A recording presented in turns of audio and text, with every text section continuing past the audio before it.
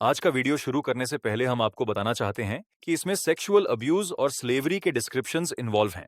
हमने इन डिस्क्रिप्शंस को गाइडलाइंस के अकॉर्डिंग जितना एक्सेप्टेबल हो सही रखने की कोशिश की है, लेकिन जो आप सुनने वाले हैं उसमें कुछ ग्राफिक डिटेल्स और हार्श लैंग्वेज में बातें भी हैं।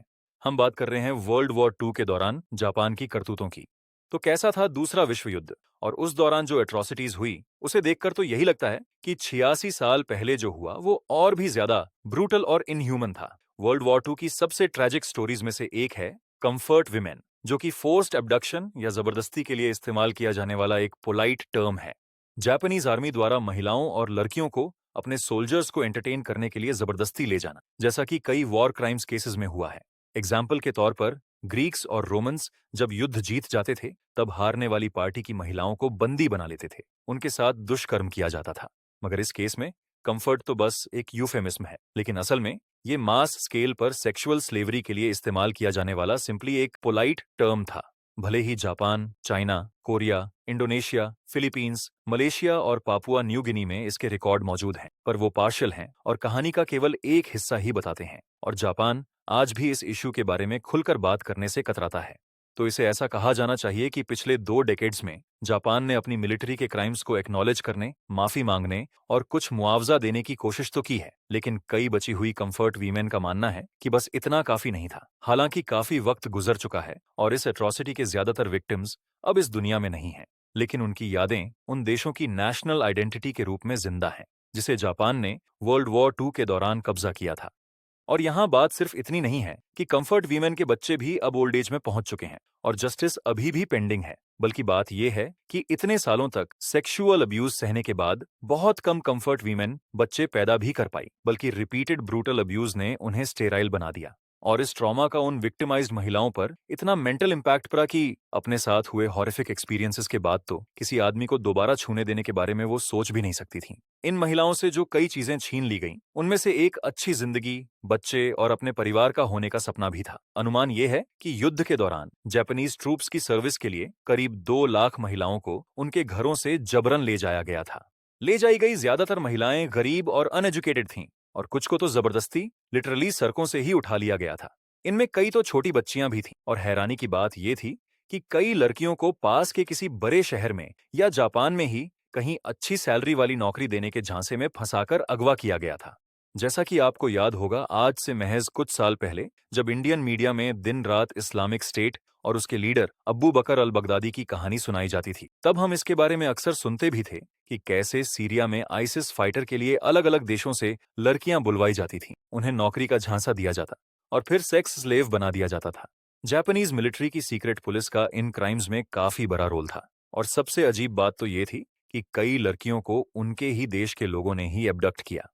अक्सर ये क्रिमिनल गैंग्स थे, या कई बार तो लोगों का ग्रुप जापानीज आर्मी के लिए कॉन्ट्रैक्टर्स के तौर पर काम करने के लिए खुद को वॉलंटियर करते थे, और वो लोग सर्टेन अमाउंट ऑफ मनी के बदले एक सर्टेन नंबर ऑफ गर्ल्स को देने की गारंटी देते थे। और कुछ फैमिलीज ने अनजाने में अपनी बेटियों और बहनों को यह सोचकर दूर भेज दिया कि शायद उन्हें कहीं और बेटर फ्यूचर मिलेगा। खैर, कंफर्ट विमेन सिस्टम के बारे में सबसे अजीब बातों में से एक ये है कि उनमें से कई जापानी लड़कियां थीं। ये बात तो साबित हो चुकी है कि जापानीज सोल्जर्स ने इस दौरान हजारों लाखों महिलाओं का शोषण किया, उन्हें सेक्स स्लेव बनाकर रखा गया। अलग अलग देशों से लाखों महिलाएं और अंडरेज बच्चियां लाई गई थीं। लाई गई से मतलब है इन्हें अगवा किया गया था या जबरन इन्हें भेजा गया था। जैसे सोल्जर्स के लिए गोला बारूद और राशन लिया जाता था, उसी तरह सेक्स के लिए इन लड़कियों को भी सप्लाई किया जाता था। इनमें से सबसे ज्यादा थी साउथ कोरिया से। इनके साथ बेरहमी की गई, जबरन सेक्स स्लेव बनाया गया और नाम दिया गया कंफर्ट विमेन। 1930 और 40 के दशक में जापानीज गवर्नमेंट पूरी तरह से फासिस्ट थी और उसने समुराई की हाइपर मैस्कुलिन कल्चर को अपनाने की कोशिश भी की। ये वो कल्चर है जो जापानीज समुराई के मॉरल कोड, जिसे कि बुशिडो कोड भी कहते हैं, उससे जुड़ी होती है, जो कि 7 वर्चूज पर बेस्ड हैं, जो अपने मालिक के प्रति पूरी वफादारी, मौत तक सम्मान, करेज और सेल्फ कंट्रोल जैसी क्वालिटीज को एम्फसाइज करता है। कंफर्ट विमेन को जबरदस्ती पकड़ने का मकसद जापानीज के लिए फॉरेन पॉपुलेशन को सप्रेस और एक्सप्लॉइट करना कम और ये औरतों के अगेंस्ट ज्यादा एक अजीब सा युद्ध था। कंफर्ट विमेन के लिए जापानीज वर्ड यानफू है, जिसका मतलब है आराम या तसल्ली देने वाली महिला। लेकिन ये डेफिनेशन उन महिलाओं के लिए बिल्कुल सही नहीं था जो इससे जुड़ी थीं।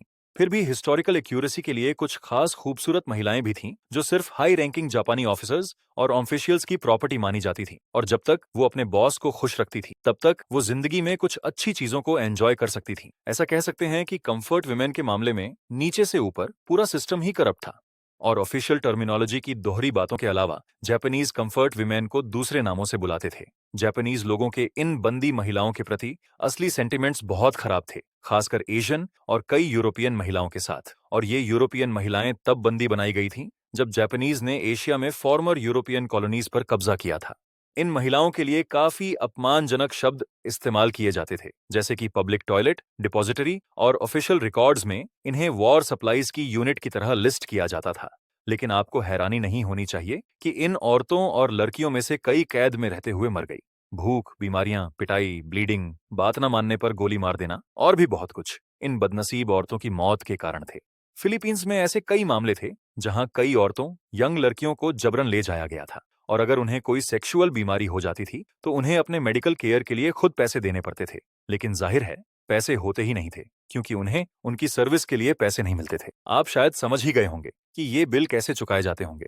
खैर, 1910 में जापानीज एम्पायर ने कोरियन एम्पायर पर हमला कर इसे अपने साम्राज्य में मिलाया, और आने वाले वक्त में उसने चीन, वियतनाम, मलेशिया, फिलीपींस समेत कई एशियन कंट्रीज पर भी कब्जा कर लिया। चीन के मंचूरिया पर भी उनका कब्जा था, और जापान के सोल्जर्स जिस देश पर हमला करते वहां सब कुछ नेस्तनाबूद करते, भयानक नरसंहार मचाते।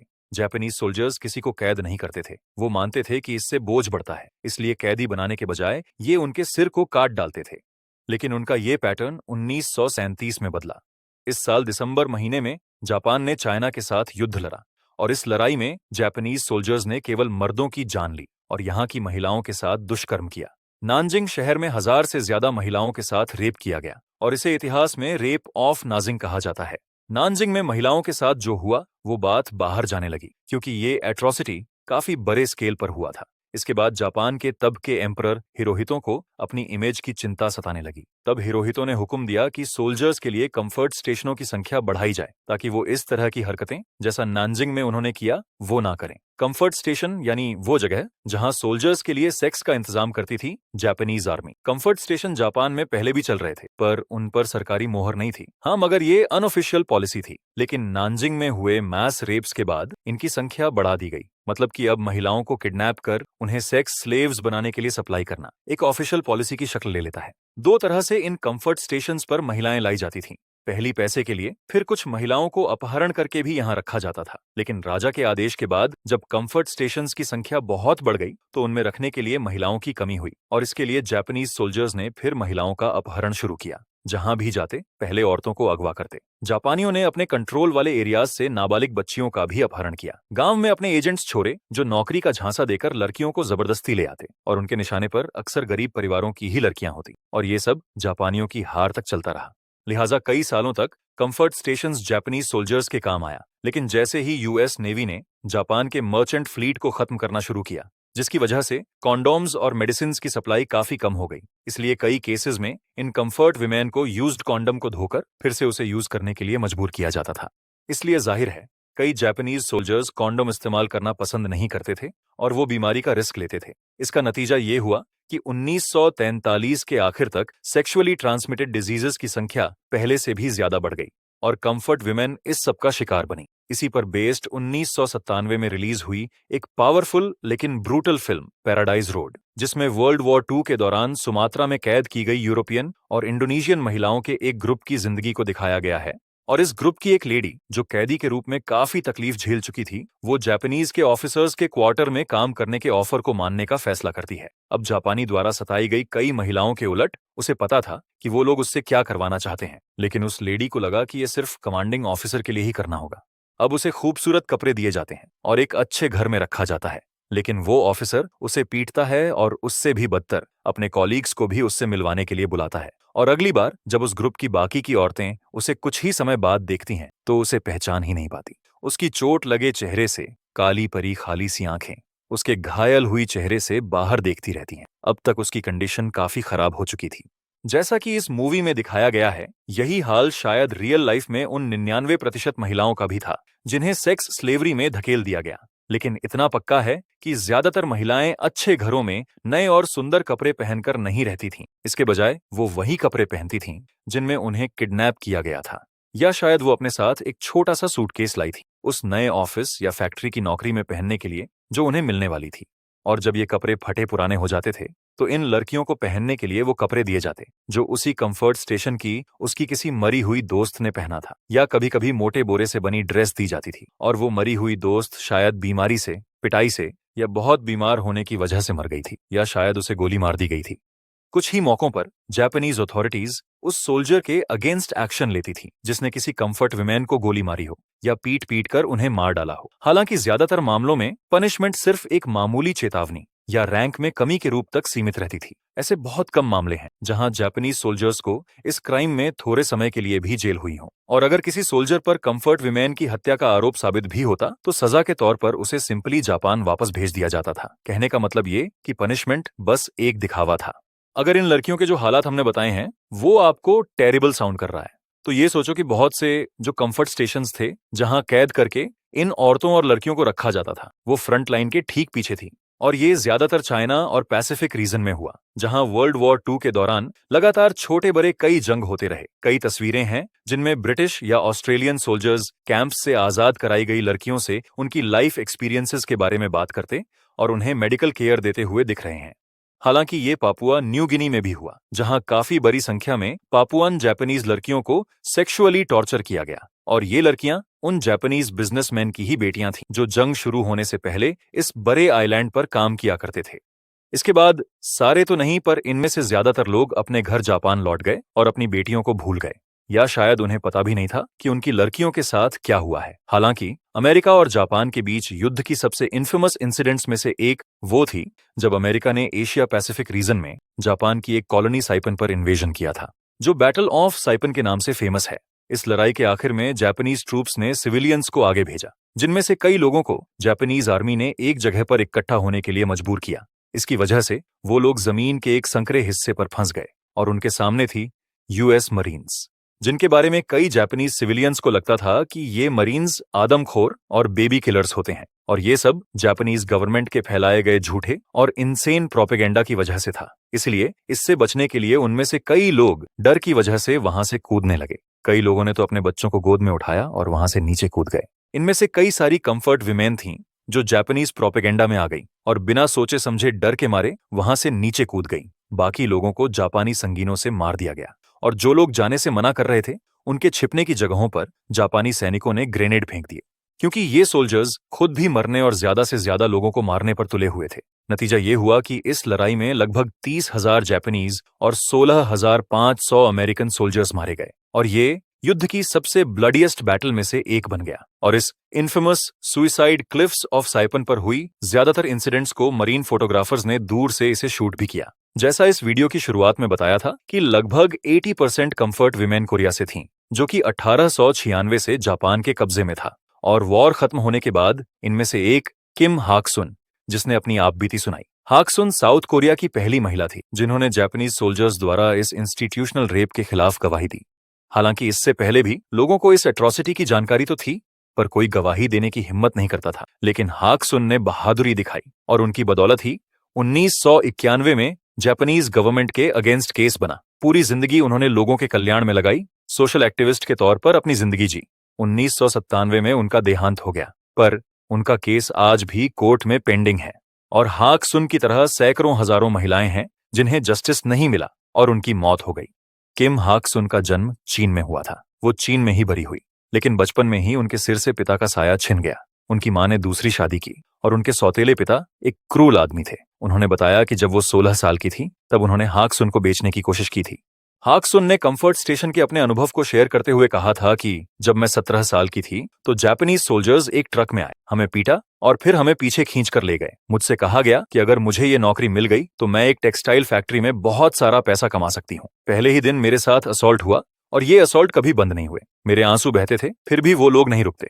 जब ज्यादा रेजिस्ट करती तो मुझे जापानीज ऑफिसर्स लात से पीटा करते और कहा करते कि अगर बात नहीं मानी तो जान से मार देंगे। मुझे उस कमरे में 4 कोरियन लड़कियों के साथ रखा गया था। खाने के लिए सिर्फ चावल मिलता था, जो भी कपड़े अवेलेबल होते वही हम पहनते थे। मैं एक औरत के तौर पर पैदा हुई थी, लेकिन कभी एक औरत की तरह नहीं जी पाई। जब मैं किसी आदमी के पास जाती हूँ तो मुझे उल्टी जैसा महसूस होता है। सिर्फ जापानीज आदमी ही नहीं, बल्कि सभी आदमी, यहाँ तक कि मेरा अपना हस्बैंड भी, जिसने मुझे ब्रॉथल से बचाया था। जब भी मैं जापानीज फ्लैग देखती हूँ तो कांपने लगती हूँ। मुझे शर्म क्यों महसूस होनी चाहिए? मुझे शर्म महसूस करने की जरूरत नहीं है। आगे उसने ये भी बताया कि किम का रेप एक कंफर्ट विमेन के तौर पर अपने समय के दौरान साल के हर दिन 30 से 40 बार किया गया और हर हफ्ते टेस्ट होता था कि किसी तरह की सेक्सुअली ट्रांसमिटेड डिजीज तो नहीं लगी। ये हाक सुन की आप बीती थी। उनकी बात में एक चीज हम डॉक्यूमेंट्स में मिले डेटा के बेसिस पर जोर देते हैं। आप अगर कंफर्ट विमेन वाले एपिसोड पर रिसर्च करेंगे तो आपको ये इन्फॉर्मेशन भी मिलेगा कि जिन महिलाओं का टेस्ट होता था, इस वीकली टेस्ट जिनमें पकड़ में आता था कि इन्हें कोई डिजीज है, तो वो गायब हो जाती थी। गायब का मतलब इन्हें मार डाला जाता था। दूसरा पर्सनल अकाउंट है ली योंग सू नाम की महिला का। जब वो महज 14 साल की थी तब उन्हें जापानीज सोल्जर्स अपने साथ ले गए। ऑस्ट्रेलियन न्यूज़पेपर SBS न्यूज को उन्होंने बताया कि जब 14 साल की थी तब उन्हें एब्डक्ट किया गया था। वो कहती हैं, मुझे एक जापानीज सोल्जर ने ट्रेन में जबरदस्ती चढ़ा दिया, लेकिन उस वक्त तक मुझे पता नहीं था कि मेरे साथ होगा क्या, क्योंकि मुझे उस समय तक पता नहीं था कि इन दिनों लड़कियों के साथ हो क्या रहा है। फिर ट्रेन में जब मुझे सोल्जर्स ने वल्गर बातें कही तब मुझे लगा कि कुछ गलत हो रहा है। मुझे हेडेक था, मैं उल्टी कर रही थी और ट्रेन के बाद फिर मुझे शिप पर लाद दिया गया। फिर हमें ताइवान के एक मिलिट्री बेस पर ले जाया गया। मेरे साथ बाथरूम में दुष्कर्म किया जाता। जब मैं ज्यादा ही बीमार पड़ जाती तो सो जाती और जब मेरी आंख खुलती तो मैं कंबल के अंदर से ही देखती कि कमरे में जापानीज सोल्जर्स दूसरी लड़कियों के साथ दुष्कर्म कर रहे हैं। ली योंग सू और किम हाक सुन। हमने सिर्फ 2 महिलाओं की कहानी आपको बताई, पर ऐसी लगभग 2 लाख महिलाएं थीं जिनके साथ एक पॉलिसी के तहत बलात्कार हुआ। मैं रिपीटेडली इस बात को एम्फसाइज इसलिए कर रहा हूं क्योंकि रेप दुनिया भर की आर्मीज ने किए हैं और हर एरा में करते आए हैं। जो साइड हार जाता है उनकी महिलाओं के साथ ये atrocity through out the history होता आ रहा है। लेकिन यहाँ जिस तरह से औरतों को लॉजिस्टिक्स की तरह सोल्जर्स को सप्लाई किया गया, ऐसे एग्जाम्पल्स रेयर ही हैं। और फिर जापान ने जिस स्केल पर यह सब किया वैसा अनप्रेसिडेंटेड है। हालांकि कुछ विक्टिमाइज्ड औरतों ने हिम्मत की, लेकिन सबकी कहानी बाहर नहीं आ सकी क्योंकि वर्ल्ड वॉर 2 जब खत्म हुआ तो जापानीज ने इससे रिलेटेड डॉक्यूमेंट्स जला दिए। खैर, इतने सालों में इन लड़कियों के साथ जो हैवानियत हुई उसकी वजह से उन्हें फिजिकल पेन तो रहा ही, साथ ही साइकोलॉजिकल और इमोशनल डैमेज भी हुआ जो कि कभी ठीक नहीं हुआ। और जब वर्ल्ड वॉर खत्म हुआ तो कई बचे हुए लोग अपने घर लौट आए और उन्होंने कभी भी किसी से अपने इस दर्दनाक एक्सपीरियंसेस के बारे में बात नहीं की। और कई सर्वाइवर्स अपने इस ट्रॉमेटिक एक्सपीरियंस की वजह से कभी घर भी नहीं लौटे ताकि उन्हें अपनी फैमिलीज का सामना न करना पड़े।